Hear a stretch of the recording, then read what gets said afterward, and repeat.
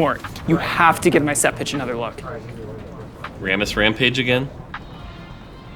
Of course not. I'm talking about Pool Party Set pumps you up.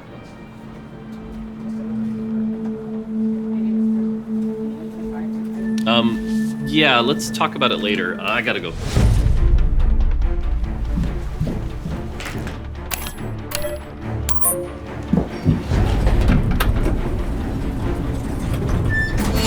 So every game, you'll work out with the set, and he makes you bigger. But you'll also be tasked with various exercises, get supplement tips, and be informed about the benefits of saunas and cold plunges.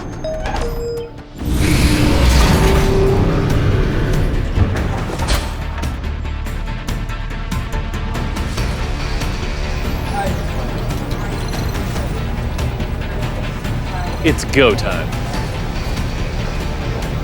Always has been.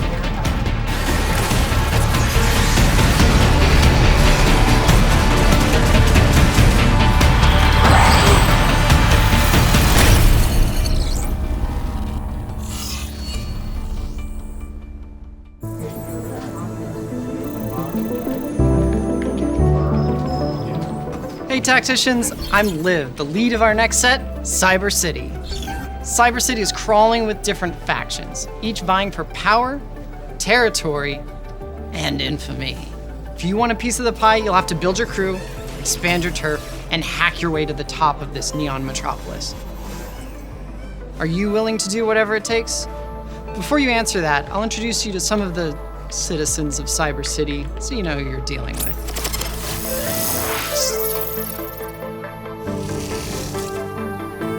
Street Demons is the perfect trait to make your mark on the mean streets of Cyber City. Activating Street Demons will tag hexes on your board, powering up the champions that stand inside. You can place any unit in a painted hex, but Street Demons will gain double the stats. There are even signature hexes that grant even more power and provide a touch of artistic flair. With units like 4-cost Brand drop and paint bombs and 5-cost Samira spray and bullets, these could be the last colors your opponents ever see. Samira's other trait, Amp, upgrades the abilities of Amp units in unique ways. For Samira, each Amp breakpoint increases the number of bullets she shoots. Other examples include making Nidalee's chain lightning attacks chain to more enemies, or letting Yuumi cast faster. While we're on Yuumi, I should mention that the Animal Squad is staking out their turf in Cyber City. While we were grinding Swarm last summer, we realized it was just the type of chaotic fun that would make for a perfect trait. At each breakpoint, you'll get to choose new weapons to add to your arsenal, and they'll fire automatically during combat. Blade Rang enjoyers, we are so back. Anima Squad is a big vertical with squaddies like Vayne, Yuumi, Leona, and the debut of 5-cost Aurora. Aurora swaps spots with a benched unit, who will fight to the death on her behalf. But just because she crosses through the veil doesn't mean she's just watching from the sidelines. While she's on the bench, she'll keep fighting and building mana, and when she casts her ability, she'll teleport to the best spot on the battlefield to hit the most enemies before hopping back. Next up, a trait for the gold hoarders out there. Golden Ox champions have damage amp and a chance to drop gold during combat. But the real kicker is how you reinvest your earnings. If you spend a bunch of gold in a single turn, Golden Ox bonuses permanently increase. But if you want to do it again, you'll need to save up again. You know what they say, sometimes you gotta spend money to make money. Golden Ox's 5-cost Viego dives into big clumps of enemies. But the coolest part about him is that he gets a hologram copy of the strongest enemy he killed last round, items and everything. And for those of you with an even higher risk tolerance, look no further than Cypher. Similar to Heartsteel earning hearts, Cypher champions gather intel by losing combat or killing enemies. The more Cypher champions you enlist, the more intel you get.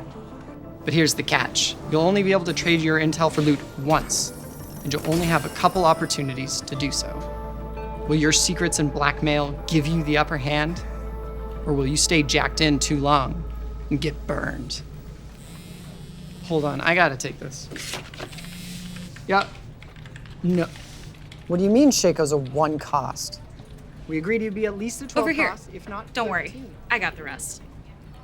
Right, Blue Cove here. Great news. They finally freed me from that magical library. I'm sure it was an accident. Anyways, with our syndicate trait, you're the boss. You get to decide how your organization runs. The trait gives you a Kingpin hat that upgrades a syndicate champion's ability. For instance, Twisted Fate normally throws cards, but make him the Kingpin and he'll throw enhanced cards that deal more damage, give him back mana, or even drop gold. Shaco is a 1-cost that permanently gains attack damage on kill. Hat this clown, and he'll teleport behind the weakest enemy, making sure he's always there for the final blow.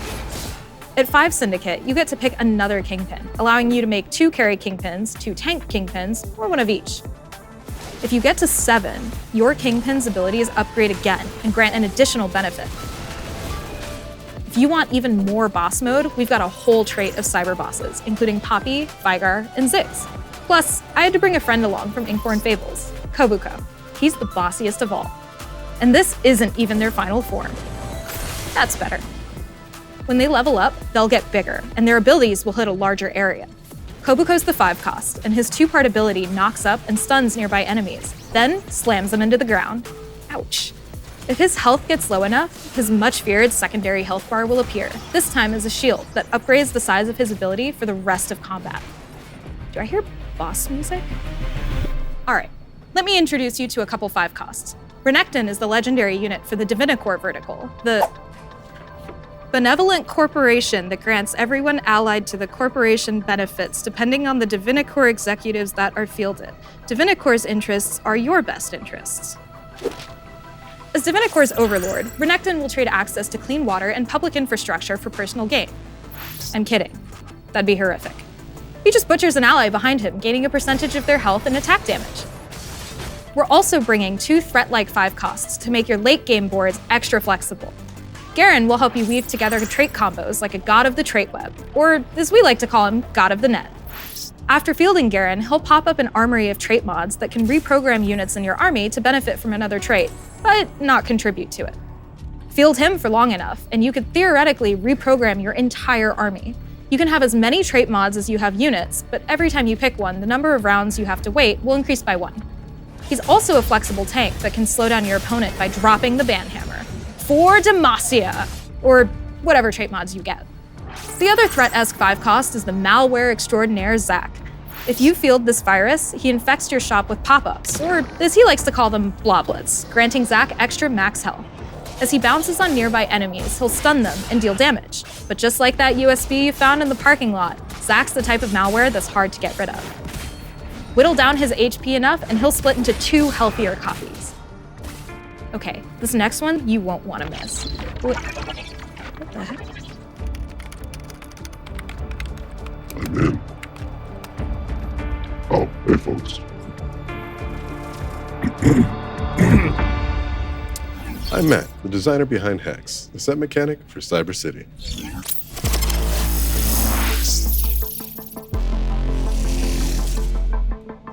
Hacks have infiltrated core TFT systems, like opening encounters, shops, orbs, carousels, even augments. Just about everything. They'll alter your game in any number of ways, at any time. Don't worry, these hackers are on our side. Alright, let's cover some examples.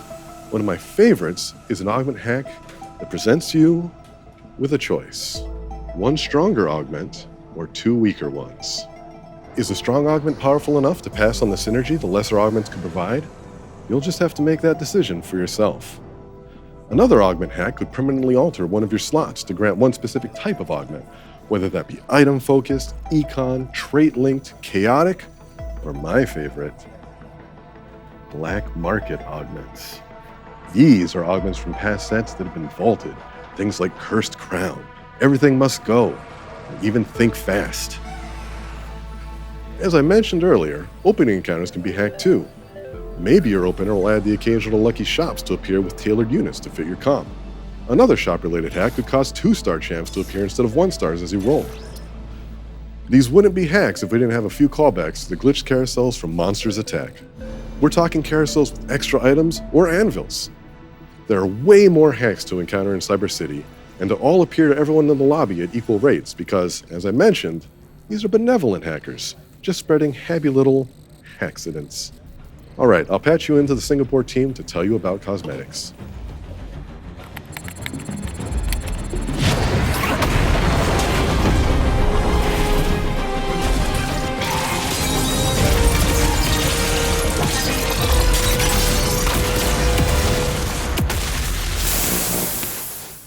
Wow, how do we follow that? She just shot that poor river sprite through a building.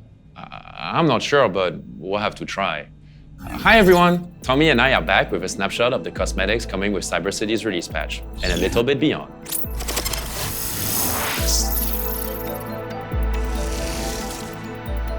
Like you just saw, we're introducing Project Vane Unbound for Cyber City. She'll release alongside our most futuristic arena yet, Project Edgefall, which will take you on an endless elevator ride from the tip-tops of skyscrapers to the depths of Cyber City. And if perma descent is not your direction of choice, you can always click this interactable, stop your drop, and lock in for a roll down. Sometimes, you just gotta lock in. And nobody knows that better than Chibi Forecast Jana, who is currently live in the Convergence. And she didn't spend 5 years studying journalism for you to go A. We're adding Chibi Forecast Jana with our release patch to brighten up your balls with a high chance of high rolls. So let those low rolls be lost in time, like tears in rain. After that, just one patch into Cyber City, we'll be adding the set's Prestige Chibi Tactician. All I can say now is that it's going to be Yone, and it will be inspired by both the Dawnbringer and Nightbringer thematic. All right, before we pass it up to the Double Up team for an exciting update, we want to share one more thing that's been swirling in our minds.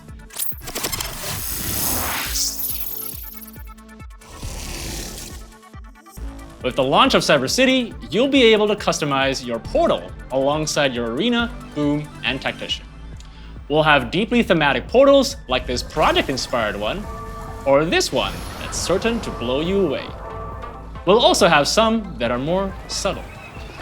Portals are a form of personalization we've worked on for a long time. I mean, they're what our tacticians use to travel throughout the Convergence, right? We'll have more information on which are being released and how they'll be obtained closer to the set's launch. All right, shall we play a game of Double Up?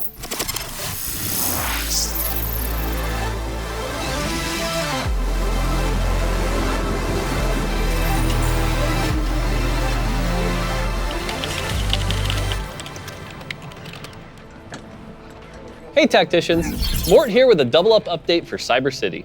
I've got Christy Lee, who's leading the charge for UX on Double Up, here to join me. Happy to be back, and even happier to announce that Double Up is officially graduating from Workshop and entering a new and improved era as an evergreen mode in TFT. Since we announced Double Up lobbies during the Macau Open, we won't dive too deep into them here. But in case you missed it, the new lobby system will allow you to queue for Double Up with up to 7 of your friends. There will be no restrictions for who you can partner with based on rank, but for our hardcore challenger level players, we'll have some small adjustments that protect the competitive spirit at the top of the ladder. But let's discuss the changes we're making on the gameplay side, starting with the Teamwork Cannon, which is powered entirely by friendship. The Teamwork Cannon is replacing the Rune of Allegiance to be Double Up's new way to send champions to your teammate. And now, you'll be able to trade items too. Which you can do at any time in planning or combat. Yep. It'll remain on your bench for your convenience. Once you send something, it'll go on cooldown for a few combat rounds. We're also updating GIF armories. GIFs are free again, and we're implementing some clarity and visual improvements such as team colors, updated lobby screens, and more that should make you feel more like a team. And this is just the beginning. Double Up has become an essential part of TFT, and we're committed to giving it the time and attention it deserves. Synergy! Thanks for tuning in for our Double Up update. Next up, esports. Double Up updates? Interesting. Something for our pros to consider. I'm Max, and I'm here to share upcoming additions to our TFT competitive ecosystem.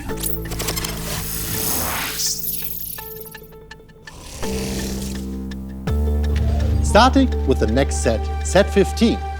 Word on the street, it's some sort of fighting tournament. TFT Esports will introduce a new tier of competition. This tournament series will be the arena for the best of the absolute best in TFT Esports within their region.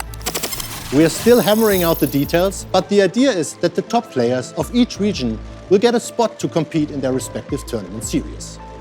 This will be an additional independent level of competition, which will run in parallel to our beloved Tactician Cups, and both will directly qualify players for their regional Golden Spatulars. Performing well at the Golden Spatula will earn you a spot in the tournament series for the next set. This means that TFT top players can focus their efforts hone their skills even more, and feel rewarded for being at the top of their game. Players will be able to qualify for the first tournament roster through their performance across Cyber City competitive season. We really hope this change will create a more stable pro scene, a better tournament experience for players, a better fan experience, and more exciting high-stakes play. Can't wait to see what you think. More information on the tournament format and details will be shared in the coming months. We've come a long way since the start of TFT Esports, and we want to make sure we keep developing our ecosystem in line with the growing range of skill levels we see. But the core promise of TFT Esports remains. Anyone, from anywhere, can come out of the woodwork and reach for the crown or belt.